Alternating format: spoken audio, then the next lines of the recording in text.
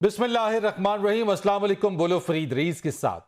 नाज़रीन, अप्रैल 2022 में जब पाकिस्तान तहरीक इंसाफ की हुकूमत को अदम एतमाद के नतीजे में घर जाना पड़ा तो उसके बाद से पाकिस्तान तहरीक इंसाफ के चेयरमैन इमरान खान ने पहले अमरीकी साजिश का बयानिया बनाया कि उनकी हुकूमत अमरीकी साजिश के नतीजे में गई, लेकिन बाद उससे यू टर्न लिया। उसके बाद इस्लामाबाद लॉन्ग मार्च किया लेकिन कामयाब ना हो सका। उसके बाद लाहौर से लॉन्ग मार्च का आगाज किया। लाहौर से वजीराबाद में जब आए तो उन पर कातलाना हमला हुआ। उस कातलाना हमले के नतीजे में उन्होंने लॉन्ग मार्च को कुछ दिन के लिए मौखर किया और बाद वो खुद लाहौर में रहे और फिर शाह महमूद कुरैशी की क़यादत में लॉन्ग मार्च आगे चला। पैगाम और साथ साथ जो प्रोग्राम था वो ये था कि इस्लामाबाद जाएंगे, लेकिन पिंडी में जाकर बैठे और पिंडी में बैठने के बाद इस लॉन्ग मार्च को कॉल ऑफ कर दिया गया। इस्लामाबाद का रुख नहीं किया गया। एक दबाव था, दबाव डालने की यह भी एक हिकमत अमली थी। जीएचक्यू पर दबाव डालने की हिकमत अमली इख्तियार की गई, लेकिन वो भी कामयाब ना हो सकी। पंजाब और केपी के असम्बलियों से इस्तीफे की बात हुई, लेकिन वो भी मामला खटाई में पड़ गया। गो के पाकिस्तान तहरीक इंसाफ के चेयरमैन इमरान खान कहते हैं कि केपी असम्बली नत्थी कर दी गई पंजाब असम्बली की तहलील से। स्पीकर सप्तान खान कहते हैं कि कोई ऐसा इरादा नहीं कि पंजाब असम्बली तहलील ना हो, जनवरी में वो तहलील होगी, लेकिन अब तक उसका मामला खटाई में पड़ता हुआ नजर आ रहा है। कौमी असम्बलियों से इस्तीफे के मामले में भी पाकिस्तान तहरीक इंसाफ का मौक़िफ़ कुछ यूं है कि इज्तिमाई तौर पर इस्तीफे मंजूर किए जाए। स्पीकर का कहना है कि इनफरादी तौर पर बात करके इस्तीफे मंजूर करेंगे और इस तरह से यह मामला भी खटाई में पड़ गया है। इस तरह से पाकिस्तान तहरीक इंसाफ के चेयरमैन इमरान खान ने जो जो हिकमत अमली बनाई वो तमाम हिकमत अमली अब तक की तारीख के अंदर नजर आता है कि वो कामयाब नहीं हो सकी। पाकिस्तान तहरीक इंसाफ के चेयरमैन ये समझते हैं कि उनकी जमात एक पॉपुलर जमात है और वो खुद एक पॉपुलर लीडर है, लेकिन जरूरी नहीं कि हर पॉपुलर लीडर या पॉपुलर जमात की हिकमत अमली भी कामयाब हो। इस वक्त पीटीआई चाहती यह है कि जल्द अज जल्द इंतखाबात हो, लेकिन उस इंतखाबात की नताइज और फिर उसके नतीजे में बनने वाली हुकूमत को कामयाबी या फिर नाकामी के साथ या जो भी नताइज हो उसके नतीजे में कबूल करने या ना करने की बात अब तक वाज़ेह नहीं की गई है कि उसके नताइज को कैसे कबूल किया जाएगा। और अगर पाकिस्तान तहरीक इंसाफ ये समझती है कि वो कामयाब होती है तो फिर उसके बाद जो बनने वाली अगर उनकी हुकूमत आई भी तो उनके पास हिकमत अमली क्या है, उनके पास टीम क्या है। माशी चैलेंजेस दरपेश है, दहशतगर्दी का चैलेंज एक दरपेश है, लेकिन उस दिन से लेकर अब तक उन्होंने एस्टैब्लिशमेंट के ऊपर इल्जाम लगाते रहे और एक नया इल्जाम उन्होंने लगाया और वो ये कहते हैं कि एस्टैब्लिशमेंट में जनरल रिटायर्ड बाजवा का सेटअप काम कर रहा है। और साथ ही साथ वो ये कहते हैं कि उनके 3 अरकान पंजाब असम्बली को एतमाद के वोट के लिए एस्टैब्लिशमेंट ने न्यूट्रल रहने का कहा और कराची में एमक्यूएम और जो उनके जो धड़े हैं उनको इकट्ठा करने और बाप को पीपल्स पार्टी में शामिल कराया जा रहा है। यानी कि एक तरफ जहां एस्टैब्लिशमेंट ने कह दिया है कि वो ए पॉलिटिकल हैं, उनका सियासत में अब कोई ताल्लुक नहीं, लेकिन दूसरी तरफ इमरान खान एस्टैब्लिशमेंट को कहते हैं कि वो आए अपना किरदार भी अदा करें, एक पेज पर भी आए और दूसरी तरफ इल्जाम तराशी का सिलसिला भी जारी है। इन सब चीजों के ऊपर बात करेंगे। हमारे साथ बात करने के लिए मौजूद है पाकिस्तान तहरीक इंसाफ के रहनुमा अली मादिल शेख साहब। आपका बहुत शुक्रिया अली मादिल साहब। मेरे साथ मौजूद होंगे मुत्तहिदा कौमी मूवमेंट के रहनुमा सलमान मुजाहिद बलोच और पाकिस्तान पीपल्स पार्टी के सूबाई वजीर तैमूर तालपुर साहब। लेकिन आगाज में सबसे पहले आपसे करता हूं अली मादिल शेख साहब, ये अब भी आप इल्जाम लगा रहे हैं, आपके रहनुमा इल्जाम लगा रहे हैं कि एस्टैब्लिशमेंट का किरदार है। कैसे कैसे आप कह सकते हैं कि एस्टैब्लिशमेंट का किरदार है? अच्छा फरीद साहब, एक तो इत्तेफाक से मैं ज्यादा टाइम नहीं रह पाऊंगा क्योंकि 5:15 हमने बैठना था, लेकिन डिले हो गया तो मैं शुरू में बात करके फिर मैं हो जाऊंगा।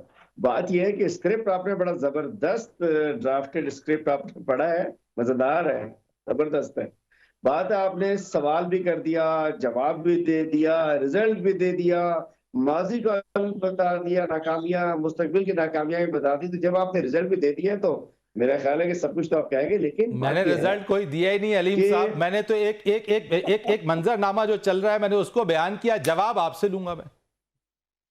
फरीद भाई, मंजरनामा कहीं कहीं ये चल रहा है, किसी के जहनों में ये चल रहा है, किसी की जबानों पे ये चल रहा है, किसी के स्क्रिप्ट में ये चल रहा है, लेकिन जो मंजरनामा ग्राउंड पे है वो नजर आता है रोडों पे, रस्तों पे, भूख से बिलखते हुए बच्चों के घरों के अंदर जिन्हें दूध नहीं मिल रहा, आटा 200 रुपए क्रॉस कर गया, क्या क्या सूरत हाल है। असल मंजरनामा वो है जो कोई बताता ही नहीं है।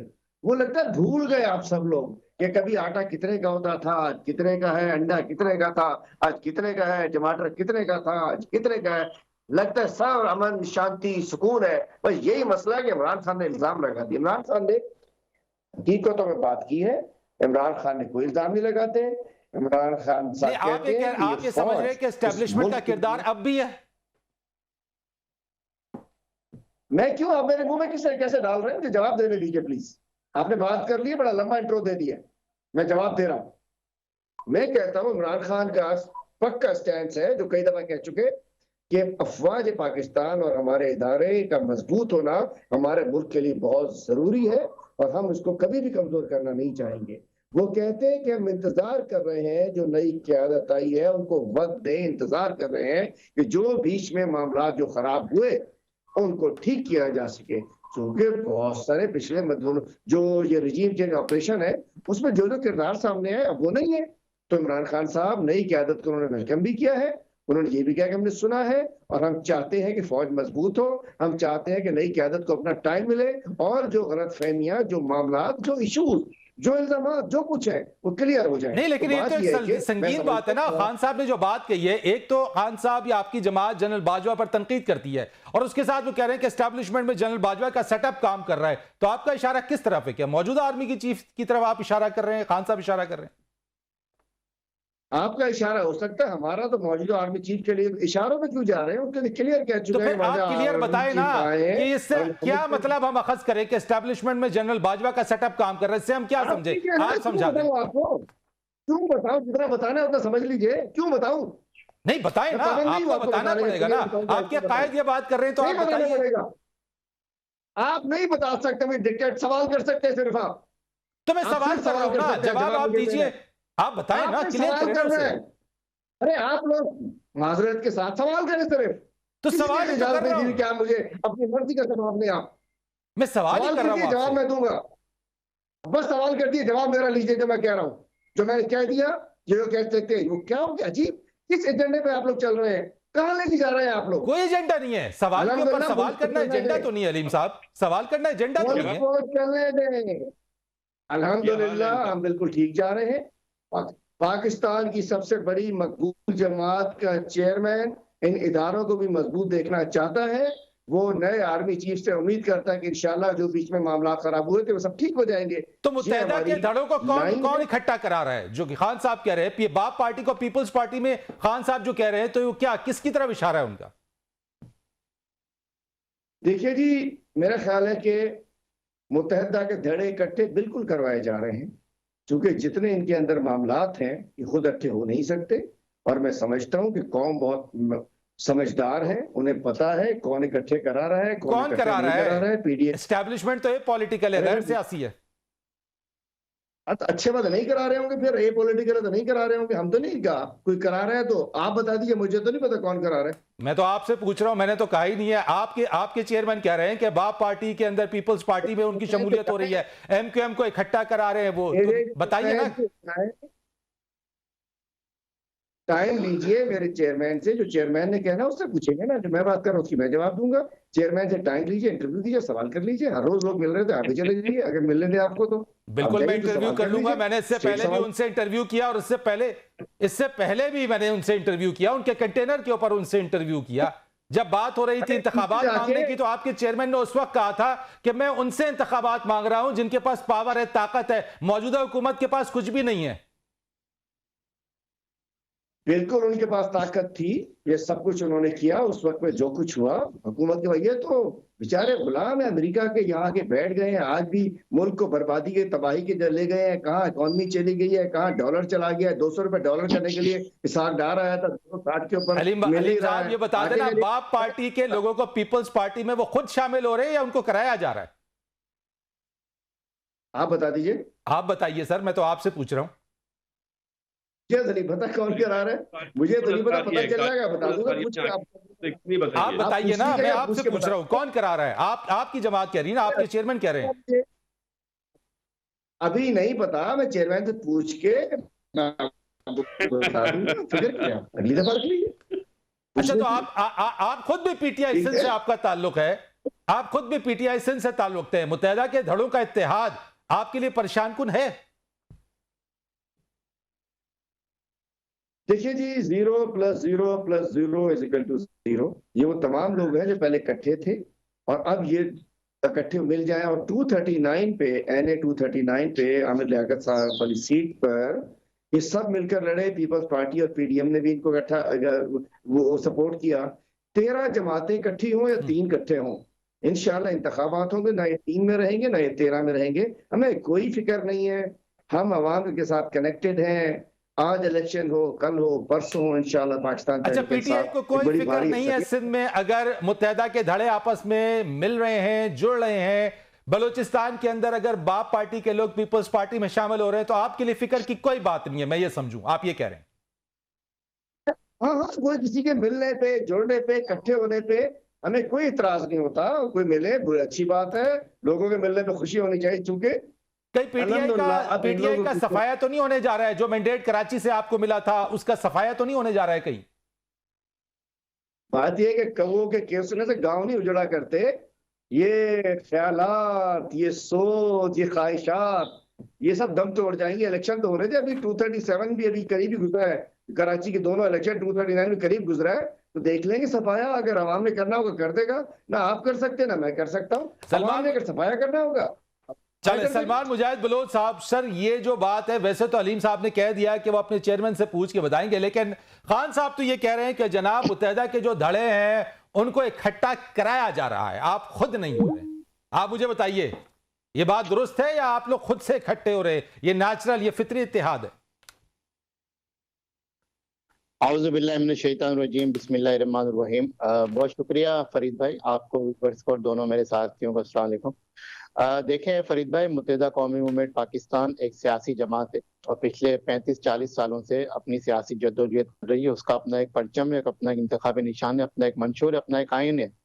इसी तरह से पाक सरजमीन पार्टी भी पिछले 6 सालों से इलेक्शन कमीशन में रजिस्टर्ड है, वो भी एक पार्टी है, वो धड़ा नहीं है। फारूक सत्तार साहब के हवाले से उनकी एक कमेटी ORC, तो इसमें देखें पिछले 5-6 सालों से जो कन्वीनर मुत्तहिदा हैं डॉक्टर खालिद मकबूल सिद्दीकी साहब, उनका इनविटेशन है for all persons of all walks of life कि जी कोई भी अगर मुत्तहिदा कौमी मूवमेंट में शामिल होना चाहता है तो हमारे दरवाजे सबके लिए खुले हैं, चाहे वो सियासी जमात है, सियासी रहनुमा है, दानिश्वर है, या वट एवर किसी भी क्लास से, किसी भी तबके से ताल्लुक रखता है। लेकिन जो MQM के उसूल और ज़वाबित हैं, जो कवायद हैं, रूल्स हैं, उसको, प्रिंसिपल्स को फॉलो करते हुए आ जाए, बाहैसियत कारकुन आ जाए, हमें कोई एतराज नहीं है। लेकिन एज फार एज जहाँ तक ये एक जो चाय की प्याली में तूफान खड़ा कर दिया गया है कि जी मुत्तहिदा के फैक्शंस को, मुत्तहिदा के धड़ों को, मुत्तहिदा के ग्रुप्स को जो मिलाया जा रहा है, हमने तो अभी तक कोई ऐसा बयान नहीं दिया। और बल्कि 2 दिन पहले कल की प्रेस कॉन्फ्रेंस में भी डॉक्टर खालिद मकबूल सिद्दीकी ने कैटेगोरिकली कहा है कि ना ही अब तक हमारी किसी सियासी जमात से, ना ही किसी सियासी रहनुमा से इस हवाले से कोई बराह रास्त बातचीत हुई, डायरेक्टली कोई कांटेक्ट हुआ है। सलमान साहब, गवर्नर सिंध कामरान टसूरी साहब के आने के बाद से इसमें काफी तेजी आ गई है और वो बार बार ये कह रहे हैं कि मैं तोड़ने नहीं, मैं जोड़ने आया हूं। हमने देखा 2018 के अंदर मुत्तहिदा कौमी मूवमेंट के जो भी, अगर आप कह ले, वो सारे ही लोग, अगर वो PSP अलहदा जमात बन गई है, आपकी MQM पाकिस्तान, उसमें MQM पाकिस्तान में PIB, उसके बाद बहादुराबाद, यानी डिविजन हमने देखी हैं। उसके बाद ऐसा तो नहीं है कहीं कि अब उस वक्त वो डिवाइड हुआ, वो मैंडेट PTI को मिला और अब आपकी ये तमाम लोगों को एक साथ जोड़ के अब दोबारा से उस मैंडेट की तरफ जाया जा रहा है। तो ये मैं यही पूछना चाह रहा हूं कि ये जो मुलाकात है, ये मिलाप है, ये नेचुरल है या फिर ये कहीं और से है? देखिए फरीद भाई, एक तो मैं आपको बताऊं कि MQM बहादुराबाद कोई नाम नहीं है, MQM पाकिस्तान ही है। और बहादुराबाद जो है कराची का एरिया, वहां पे MQM पाकिस्तान का आर्जी मरकज है, इसलिए मुखालफिन उसे जो उर्फ आम में MQM बहादुराबाद कहते हैं। No, MQM Pakistan is a mother party और ये जितनी भी शाखें निकली है सब MQM पाकिस्तान से निकली है। कम टू योर पॉइंट कि गवर्नर सिंध कामरान टसूरी साहब ने जब से हलफ लिया है, जब से उन्होंने ये इनिशिएटिव लिया है, उनकी ये कोशिश है कि जो रूठे हुए भाई हैं या जो बिछड़े हुए भाई हैं उनको दोबारा से इकट्ठा किया जाए, उनको मिलाया जाए। और वो अपनी काविशें कर रहे हैं, जरूर कर रहे हैं, और अच्छी काविशें कर रहे हैं कि अगर अल्लाह पाक भी पसंद करता है, अगर लड़ाई, इनके दरमियान लड़ाई, उनमें सुलह करा दी जाए, माफा माफी करा दी जाए। और मैं समझता हूं कि अगर कराची के शहर के लिए, यानी आप इमरान खान साहब के उस इल्जाम को जो उन्होंने लगाया है और वो कह रहे हैं कि एस्टैब्लिशमेंट का किरदार है इसमें, आप उसको क्या? देखिए क्या कहें उसको कि फरीद भाई के पहले इमरान इस्माइल साहब ने बयान दे दिया, फिर अली जैदी साहब ने बयान दे दिया, फिर फवाद चौधरी साहब 3 दिन से बयान दे रहे हैं। फवाद चौधरी साहब ने तो हमें गुंडे तक कह दिया। बहरहाल वो अलग बात है कि जब इक़्तिदार बचाना था तो यही इमरान खान साहब चल के MQM बादराबाद के ऑफिस आए थे, जी हम आपसे हमें ताउन चाहिए, वो अलग बात है। लेकिन अब जो है वो हलीम आदिल शेख साहब ने भी 2 दिन पहले बड़ा सख्त बयान दे दिया, हमने जवाब नहीं दिया। अब खान साहब जो चेयरमैन है PTI के, जो साबिक वजीर, उनके मुझ से ये बातें निकल रही हैं। हमें तो नहीं पता कि इसमें एस्टेब्लिशमेंट का किरदार है या नहीं है, लेकिन बादी नजर में हमें ये जरूर पता है कि एस्टेब्लिशमेंट जो है अपॉलिटिकल हो चुकी है। उन्होंने अपने आप को जो है सियासत से दूर कर लिया, अलग कर लिया। अभी बिटवीन पॉलिटिकल पार्टीज है। नाज़रीन, प्रोग्राम में वक्त हुआ एक ब्रेक का। ब्रेक के बाद आके अपने मेहमानों से मजीद इसी मौजू के ऊपर बात करेंगे, लेकिन एक ब्रेक के बाद।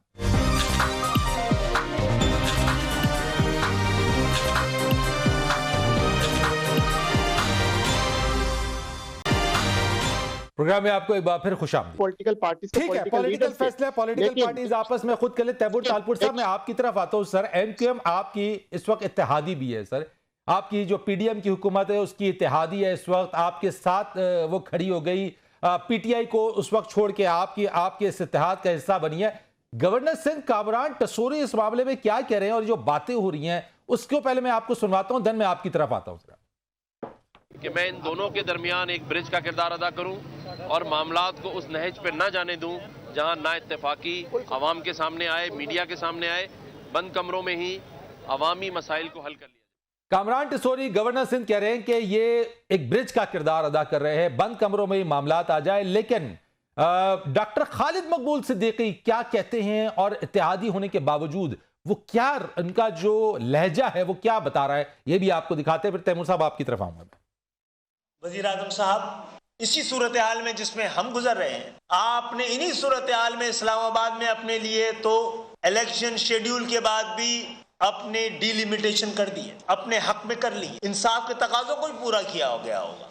लेकिन सिंध के डायनेमिक्स बिल्कुल अलग है। सिंध में सियासत को लिसानी बुनियाद पर तकसीम किया गया इस 14 सालों में बहुत ज्यादा, कि अगर यही सूरत हाल कायम रही तो हमें इंतखाबात में हिस्सा हुकूमत में रह के करना है या हुकूमत से अलहदा होकर करना है। इसका फैसला अब MQM के कारकुनान और हमारे बल्दियाती उम्मीदवारान करेंगे।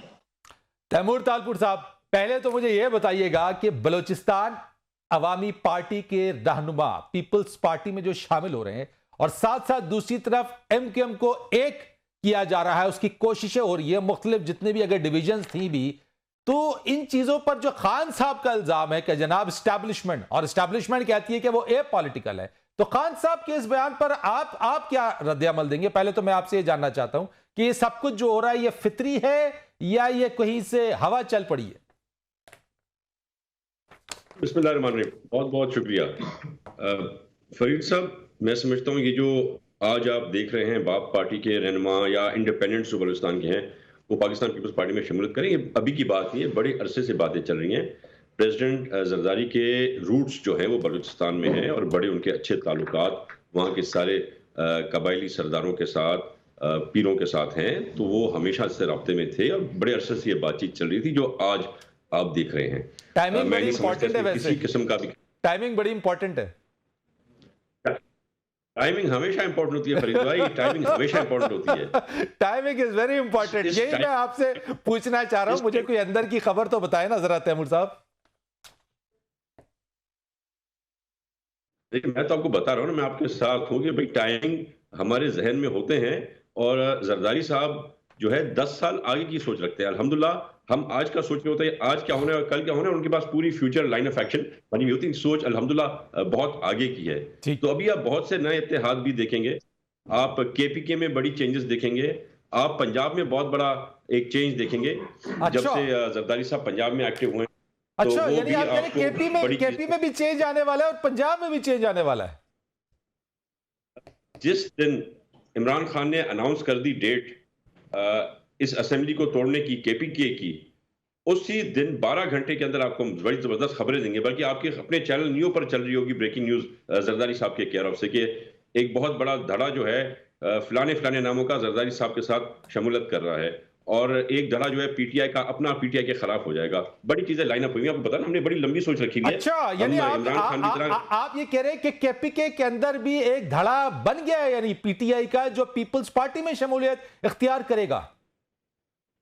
देखिए जी, ये तो मैं अभी आपको नहीं कह सकता पाकिस्तान पीपल्स पार्टी में शमूलियत करेगा या वो धड़ा एक अलग किरदार अदा करेगा, प्रेसिडेंट साहब के कहने पे चलेगा। पर आपको ये बता रहा हूँ कि हमने अपनी तैयारी मुकम्मल कर दी। और किस पीपल्स पार्टी के नाम से आए, वो पीटीआई के नाम के किसी एवज में आए या कोई तीसरा नाम निकाले, वो मुझे नहीं पता। मैं आपसे नहीं, पर मैं ये बता दूं कि हमने अपना काम कर लिया है। जिस दिन ये अनाउंस होगा उसी दिन आप नया धमाका सुनेंगे 12 घंटे के अंदर अंदर। अच्छा चलो, ये तो आपने बता दिया, लेकिन मुख्तसर मैंने ब्रेक लेनी है। लेकिन एक बात आपसे पूछना चाहता हूं कि आप ही के इत्तेहादी हैं डॉक्टर खालिद मकबूल सिद्दीकी, वो कह रहे हैं जनाब 14 साल से सिंध को लसानी बुनियादों पर तकसीम किया गया है, ठीक है, और उसके साथ वो ये कह रहे हैं कि जनाब अब हम फैसला करेंगे हुकूमत में रहे या नहीं। तो एमक्यूएम आपसे नाराज क्यों दिखाई दे रही है? आपके इत्तेहादी आपको आंखें क्यों दिखा रहे हैं? एमक्यूएम हमारे साथ कभी कभार थोड़ा बहुत नाराज होती रहती है। घर के जो फर्द होते हैं वो भी आपस में एक दूसरे से नाराज होते हैं, तो ये तो पॉलिटिकल जमातें हैं, हल्की फुल्की रिफ्ट आ जाती है। पर मैं आपको ये बता दूं बड़ा क्लियरली और बड़ा वाजे करके, ना हम एमक्यूएम को छोड़ रहे हैं और ना एमक्यूएम हमको छोड़ी है। ना हम उनके बगैर रह सकते हैं, ना वो हमारे बगैर जा सकते। तो ये गुस्सा ऊपर नीचे होता रहेगा। प्रेसिडेंट साहब ने बड़े हमें क्लियर इंस्ट्रक्शंस दिए हुए हैं एमक्यूएम का ख्याल करने के लिए, और जो कमिटमेंट्स हमने की हुए हैं हमने पूरी की हैं और आगे भी पूरी करेंगे। और अभी तो मुझे पता नहीं है क्यों खालिद भाई ने कहा, अभी तो नई डेवलपमेंट्स हो रही है, अभी तो नई बातचीत शुरू हो रही है, तो नई बंदियों वाली बातचीत हो रही है इनके साथ। तो मेरे ख्याल से ये खालिद मकबूल साहब ने बाजी कर दी। लेकिन ये जो इत्तेहाद हो रहा है इनका आपस में, कामरान टसोरी बहुत एक्टिव हैं इस वक्त, गवर्नर सिंध साथ में जो नाराज हैं अगर एमक्यूएम के अंदर, वो आपस में मिल रहे हैं। तो आइंदा आने वाले इलेक्शंस के अंदर फिर होगा क्या? क्योंकि अगर ये एमक्यूएम आपस में मिल जाते हैं, इनका जो मैंडेट माजी में रहा है, अगर उसी तरीके से इंतखाब लड़ते हैं एक होके, तो पीपल्स पार्टी को कोई खतरा इनसे?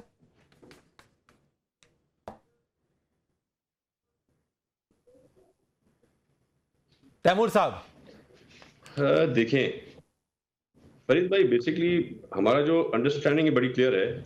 जो सीट्स पाकिस्तान पीपल्स पार्टी की हैं वो पाकिस्तान पीपल्स पार्टी की रहेंगी, जो सीट्स एमक्यूएम की हैं वो ऑफ कोर्स एमक्यूएम की रहेंगी, और जो सीट्स पीटीआई की हैं उन पे जिसके ज्यादा वोट हैं, जिन्होंने प्रीवियस इलेक्शंस में ज्यादा वोट उठाए हैं या जिन लोगों ने बेहतर परफॉर्मेंस किया, ये पार्टी उनको इकट्ठा सीट देगी। अच्छा सलमान मुजाहिद साहब, ये मुझे बताइए कि आपके इस इत्तेहाद के अंदर अब जो आपस में जिस तरह से ये बात कर रहे हैं आप, मैंने सलीम आदिल शेख साहब से पूछा, उन्होंने कहा जनाब हमें तो कोई परेशानी नहीं है, हमें कोई कोई कोई कोई इसमें है ही नहीं कि ये इत्तेहाद हो जाए, मिल जाए आपस में।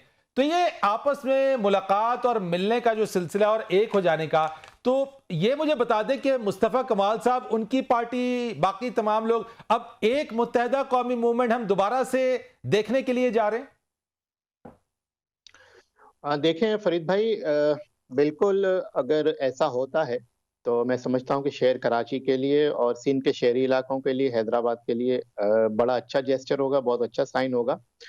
लेकिन again I quote mister Khalid मकबूल सिद्दीकी कि अब तक बराह रास्त कोई भी बातचीत शुरू नहीं हुई।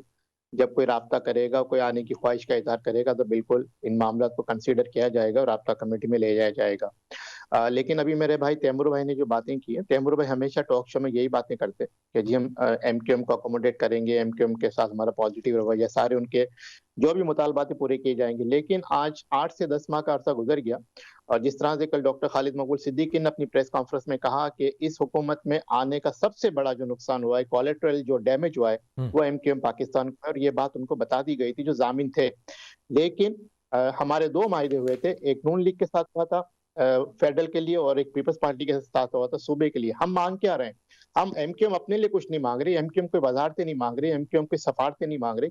एमक्यूएम ये कह रही है जो शहर कराची की जो बल्दियाती लोकल गवर्नमेंट के हवाले से जो डिलिमिटेशन की गई है उसको दुरुस्त कर लिया जाए। अब उसमें डिफरेंस क्या है फरीद भाई, मुझे 1 मिनट दीजिएगा, कि जहां पर एमक्यूएम का वोटर सपोर्टर है, जहां पे एमक्यूएम का, जिसको हम गढ़ कहते हैं, जहां से एमक्यूएम हमेशा जीतती आई है, वहां तो आपने एक यूसी बना दी 80,000 पे, 90,000 पे।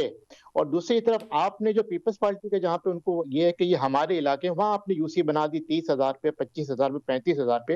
ये जो इतना बड़ा जो फ्लक्चुएशन आया, जो डिफरेंस आया है बिटवीन पॉपुलेशन इन इन इन इन बना यूसी बनाने में, तो ये बेसिकली जो फंक्शन था तो इलेक्शन कमीशन ऑफ पाकिस्तान का था। लेकिन यहाँ पे जो है वो ये फंक्शन सिंध हुकूमत ने अपने पास ले लिया, और जो सिंध हुकूमत के जो सबऑर्डिनेट ऑफिसर्स हैं लाइक रेवेन्यू डिपार्टमेंट के या डिप्टी कमिश्नर, असिस्टेंट कमिश्नर, दीगर इदारों के, उन्होंने सिंध हुकूमत की इमा पे ये डिलिमिटेशन कराची में खास करके की। तो इसको हम फिर जेरी मैंडरिंग कहेंगे। जेरी मैंडरिंग इसलिए कहेंगे, ये तो फिर पहले ही धांधली हो गई। यानी कि हम ये कहते हैं कि आप इसकी डिलिमिटेशन को ठीक कर लीजिए, आप डिफरेंस को ठीक कर लीजिए। एक मिनट फरीद भाई, इसके बाद जो भी इलेक्शन फेयर एंड फ्री हो जाए यहाँ पे, फिर जो जिस जमात को कराची के लोग मैंडेट दे उसका मेयर आ जाए, हमें कोई उसमें इतराज नहीं है। ये हमारा मसला है। लेकिन मेरे 2 सवाल है आपसे सलमान साहब, मेरे 2 सवाल है। आपने तो ये बातें बता दी है सारी चीजों का, मेरे 2 आपसे सवाल है। आपने एक बात की इस वक्त कि इस हुकूमत या इत्तेहाद का हिस्सा बनने का सबसे बड़ा कोलेटरल डैमेज एमकेएम का हुआ। सर मुझे बता दें, उस वक्त जब अप्रैल में जब तहरीक अदम एतमाद भाई, जब आप इनके साथ इत्तेहादी थे, उस वक्त आप अपनी मर्जी और मंशा से इस पीडीएम के इत्तेहाद का हिस्सा बने। मैंने एक ब्रेक लेनी है, ब्रेक के बाद आके मैं आपसे इस सवाल का जवाब लूंगा। ब्रेक के बाद बात करते हैं।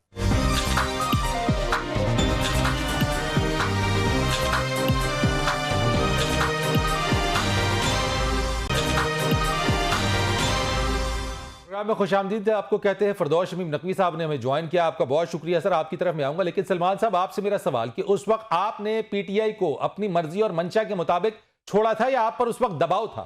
जब भी उससे पहले जब भी एमक्यूएम को इनिशिएट लेती थी, एमक्यूएम को एहतजाज करती थी, एमक्यूएम हुकूमत से बाहर आने का सोचती थी, कॉल्स आ जाया करती थी, तो मामला जो है जिस तरह से बाप पार्टी के साथ था, एमक्यूएम के साथ या दीगर इत्तेहादियों के साथ था। लेकिन again come to the point कि इन मामलों को दुरुस्त कर लिया जाए। अभी भी 5 से 6 दिन है। और चले, आपने कहा आप अपनी मर्जी से निकले, लेकिन आपको तो गारंटी दी गई थी ना, प्राइम मिनिस्टर इसमें जामिन थे। आज आप दोबारा से पीपल्स पार्टी से शिकवा कर रहे हैं, और सिंध के अंदर पीपल्स पार्टी एमकेएम एक दूसरे से, यानी एमकेएम शिकवा ही करती रही है पीपल्स पार्टी के साथ, और यही वो तहफ्फुजात थे जिनकी बुनियाद के ऊपर जो गारंटी आपको दी गई। तो अब जो गारंटियर हैं उनसे आपकी बात हुई है कि क्या वो आपके तहफ्फुजात को दूर करेंगे? फरीद भाई, अगर आप मुझे 1 मिनट देते हैं तो वेरी काइंड ऑफ। बिल्कुल लीजिए जनाब, बिल्कुल लीजिए। मुकम्मल कर। देखें, एमक्यूएम इस हवाले से डॉक्टर खालिद मकबूल सिद्दीकी और एमक्यूएम के दीगर रहनुमा मुतअद्दिद बार जो है वजीर आजम पाकिस्तान जो इस माहिदे के गारंटर हैं, उनके सामने मामला को रख चुके। मौलाना फजलुर रहमान साहब के सामने मामला को रख चुके। आसिफ अली जरदारी साहब से मुलाकात हो गई, खुद चल के गए। इवन के आसिफ अली जरदारी साहब के कहने पे सीएम हाउस कराची में कन्वेनर एमक्यूएम पाकिस्तान अपने वक्त को लेके खुद गए 2 दफा। लेकिन होता क्या है कि सीएम साहब जो है वो चेयरमैन बिलावल के पीछे छुप जाते हैं। अच्छा। चेयरमैन साहब अभी बाहर है, बाहर आएंगे, वो वापस आएंगे, सोचेंगे, और वो हवाले कर देते हैं कभी नासिर शाह साहब की तरफ, मेरे लिए काबिल एहतराम है, कभी सईद गनी की तरफ, कभी जो है शर्जील इनाम मेमन की तरफ। मेरे लिए तीनों दोस्त काबिल एहतराम है, लेकिन इनको टालने के टैक्टिक्स आते हैं। हम ये कहते हैं कि जो माहिदे पे अमल करना है वो आप कीजिए। हमने तो अपना बड़ापन दिखा दिया, हमने जो तहरीक अदम एतमाद में अपना वोट भी डाल दिया, हिस्सा भी डाल दिया। और एक बात को याद रखना चाहिए फरीद साहब, आज जो वजीर आजम बने हुए हैं, जो वजीर दाखिला बने हुए हैं, जो वजीर खारजा बने हुए हैं, या जो भी जो सफीर बना हुआ है, वजीर बना हुआ है, मुशीर बना हुआ है, वो ड्यू टू एमक्यूएम। एमक्यूएम इस इत्तेहाद की छोटी जमात है लेकिन सबसे मजबूत जमात है।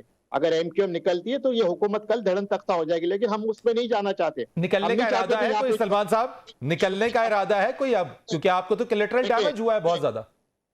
जी बिल्कुल, कल खालिद मकबूल साहब कह चुके हैं कि अब हमने ये सोचना है, फैसला करना है कि बल्दियाती इलेक्शन अगर 15 को होता है, एमक्यूएम के रिजर्वेशन को एड्रेस नहीं किया जाता, तो हमने हुकूमत में रह के इलेक्शन लड़ना है या हुकूमत से बाहर आके इलेक्शन लड़ना है। एक और बात, ये जितनी भी मिलने मिलाने की बातें हो रही हैं, ना पीपल्स पार्टी को उससे कोई प्रॉब्लम है ना हमें कोई प्रॉब्लम है, लेकिन पीटीआई के माशाल्लाह जो दोस्त हैं हमारे, वो इस्लामाबाद से लेके कराची तक जो है अपने मुंह से आग निकाल रहे हैं इस हवाले से। तो देखें, 2018 में जो आरटीएस सिस्टम को बिठा के यहाँ पे जो एमक्यूएम की तकसीम का फायदा उठाया गया, वो पीटीआई को 14 नशिस्तें दिला दी गई आरटीएस सिस्टम को बिठा के, जो कि एमक्यूएम की जीती हुई थी। आपकी इसी बात को आपने ये कहा कि जनाब, आपने कहा कि 2018 में मुत्तहदा को डिवाइड करके 14 नशिस्तों का मैंडेट पीटीआई को दिलवा दिया गया। फिरदौस शमीम नकवी साहब, अब मुझे बताइए कि अगर एमक्यूएम का इत्तेहाद हो रहा है या आपस में सब एक हो रहे, हम ये समझ लें कि अगर उस वक्त डिवाइड करके आपको मैंडेट दिया तो आज ये दोबारा यूनाइट होके पीटीआई का कम से कम कराची से तो सफाया होते हुए नजर आ रहा है? पता नहीं आपको कैसे नजर आ रहा है या उनको कैसे नजर आ रहा है।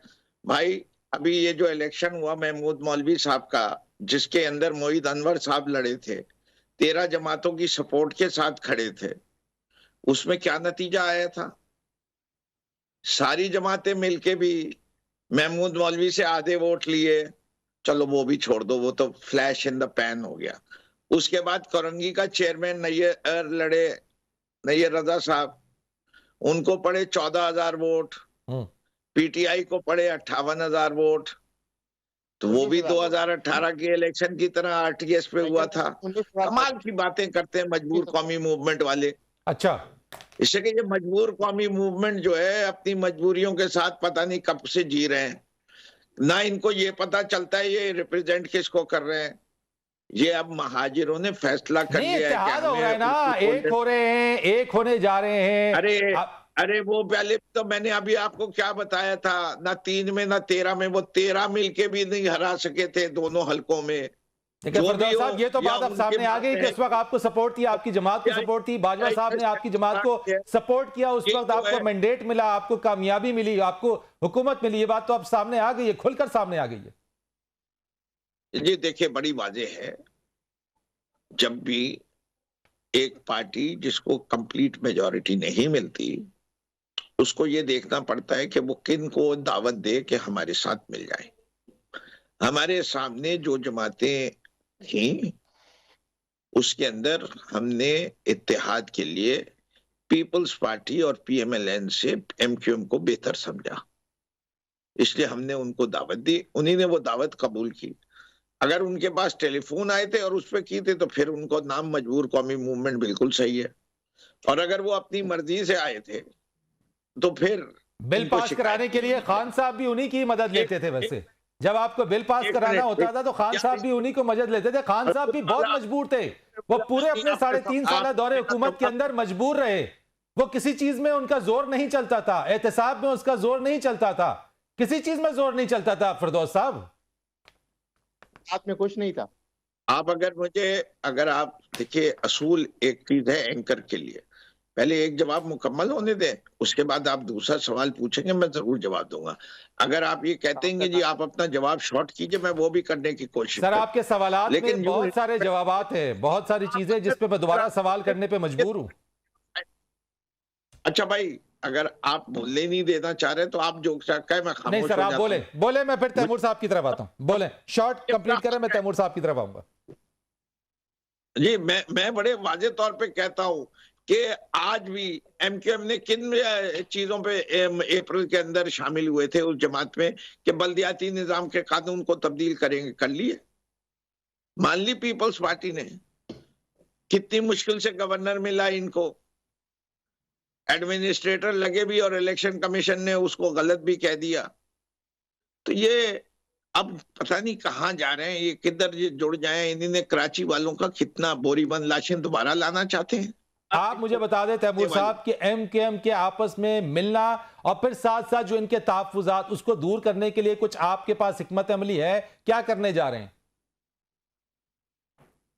देखिए फरीद साहब, पाकिस्तान पीपल्स पार्टी का एक मजबूत वोट बैंक है जो पीपल्स पार्टी का जाला है, उस सिवाय पीपल्स पार्टी किसी को वोट नहीं देता। ठीक है, तो जो वोट तकसीम होता है वो पीटीआई का होगा, वो एमक्यूएम का होगा, आपस में रहेगा। हमें कोई तकलीफ नहीं, हम बड़े खुश हैं, अच्छी बात है। एमक्यूएम यूनाइटेड होके आएगी, हमारे कोalition पार्टनर्स हैं, वो मजबूत होंगे, मतलब हम मजबूत होंगे, हमारा दिल साफ है। मुझे नहीं पता ये करीम खान जो है, करीम खान क्यों इतना परेशान है, करीम खान क्यों इल्जाम लगा रहा है हर किसी पर, करीम खान को क्या तकलीफ है मुझे समझ नहीं आ रहा। पर मेरे ख्याल से अगर कोई मिल रहा है तो उस पर इनको हसद नहीं करना चाहिए, इनको बेहतरी मांगनी चाहिए बजाय बुराई मांगने के लिए। तो वैसे भी पीटीआई ने देख लिया इनका क्या फ्यूचर है। पास्ट में आपने देखा हमारी लोकल बॉडी इलेक्शन थी, उसमें करीम खान ने क्या वोट उठाए, इनके वोट क्या थे। 95% सीट्स जो है पाकिस्तान पीपल्स पार्टी जीती है, और अभी भी यही होगा। जो है फ्यूचर वो तबाह है। Khan first and last time prime minister बना था, ये ऐसी एक्सपेरिमेंट की थी कुछ लोगों ने जिसने पाकिस्तान को तबाही और बर्बादी की तरफ ले गए। तो करीम खान का फ्यूचर इज फिनिश्ड। बहुत शुक्रिया आपका तैमूर तालबी साहब, थैंक यू सो मच। बहुत शुक्रिया आपका फरदौस शमीम नकवी साहब, सलमान मुजाहिद बलूच साहब, आपका बहुत शुक्रिया। फरीद रईस को इजाजत दीजिएगा, अल्लाह हाफिज।